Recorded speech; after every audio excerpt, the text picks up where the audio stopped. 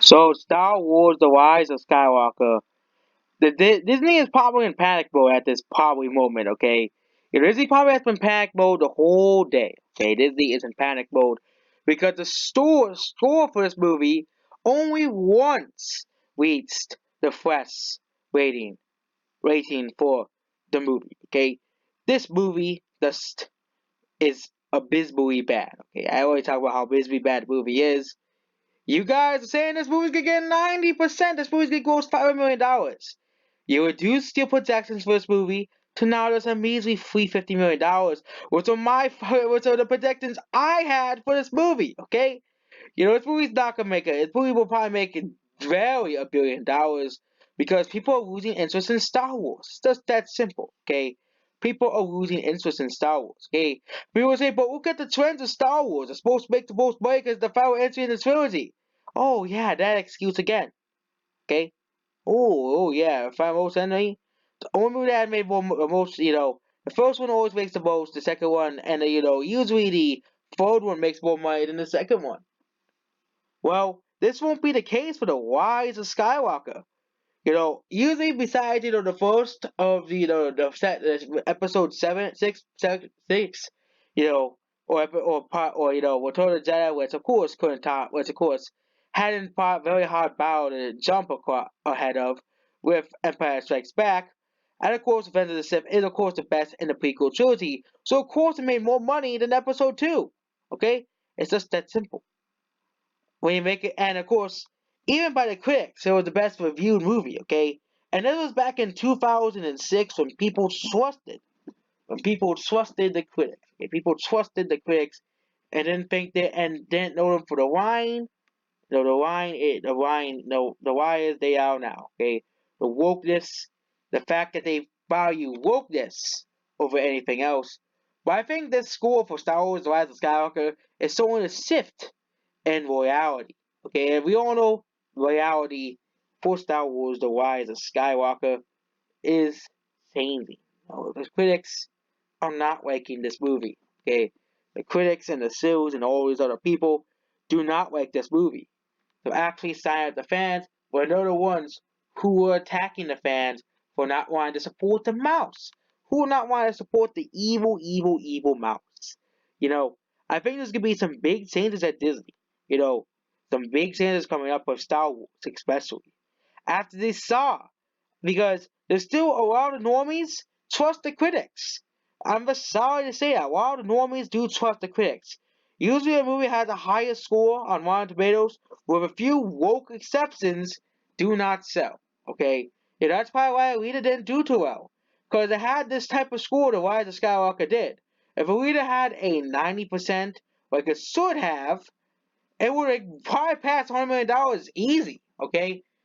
People are wary to watch a movie with this score. Okay? There's of course some exceptions. There was the Meg that came out. There was Jurassic World. There was of course the Minions entire Despicable Me franchise and literally every Illumination movie ever, basically. There are of course the Disney remakes, but even the Disney remakes have the longevity. Disney of course put all the fish in the barrel.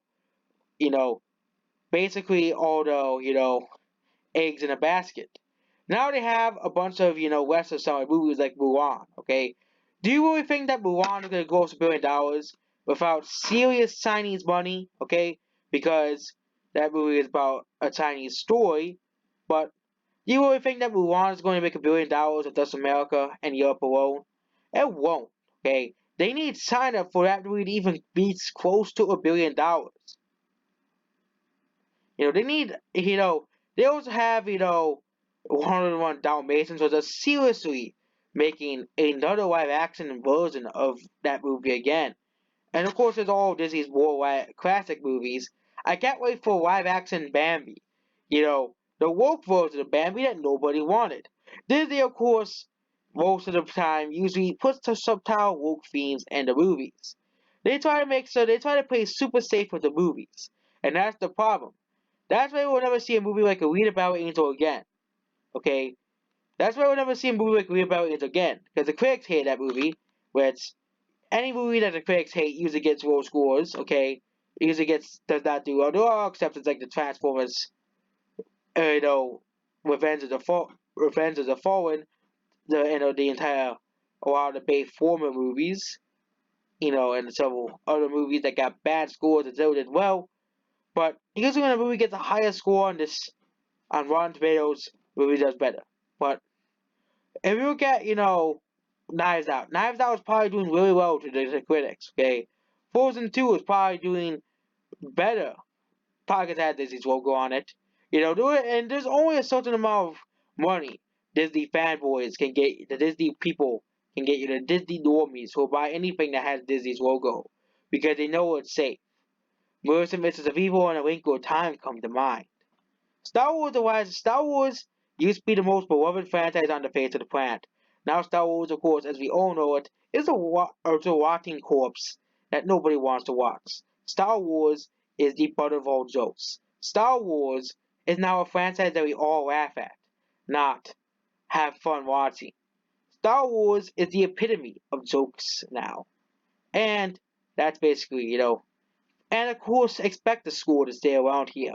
Because it finally seems that the critics are no longer scared of the mouse. They're no longer, like with the Lion King remake, they're no longer scared to stand up to the mouse's terrible, low quality movies. I hope fans actually also realize it and stop giving crappy movies like the Lion King remake, the Aladdin remake, and the Frozen remake $1 billion. Okay, that's how we really defeat Disney here. Stop watching the movies, like I have. I stopped watching the movies. The only movie I watched this year that was owned by Disney was Avengers Endgame. That's it. That's all. Okay, I didn't get the Lion King remake. I didn't get the Aladdin remake on Blu-ray. I'm not gonna go see those movies ever. Okay, I don't like the movie Lion King remake, and it looks like a disgrace to the Lion King. Okay, it's one of those movies. It's one of the well movies. The Lion King remake is one of the well movies that I don't even have to see, and I already know it's bad.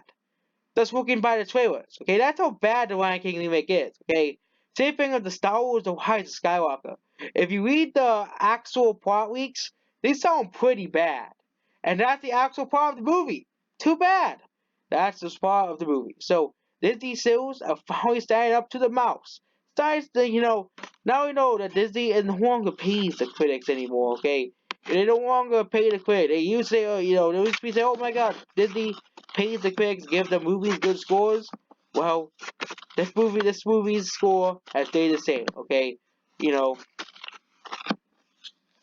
the movie revolution is now coming, and I think the critics are starting to wake up. Hey, people don't trust us anymore. Okay, they didn't trust us after the Last Jedi. Okay, they don't trust us anymore. Let's give our actual thoughts of the movie and ignore the Disney cast that Disney was giving these critics as well. So the new evolution, the new era of film, the good era of film with movies like Joker, Alita Battle Angel, and John Wick, and all movies that are very, very, very apolitical at the most. Movies that leave out politics and leave politics to the fucking documentaries. Goodbye. Oh yeah, and the political dramas as well. Don't forget them.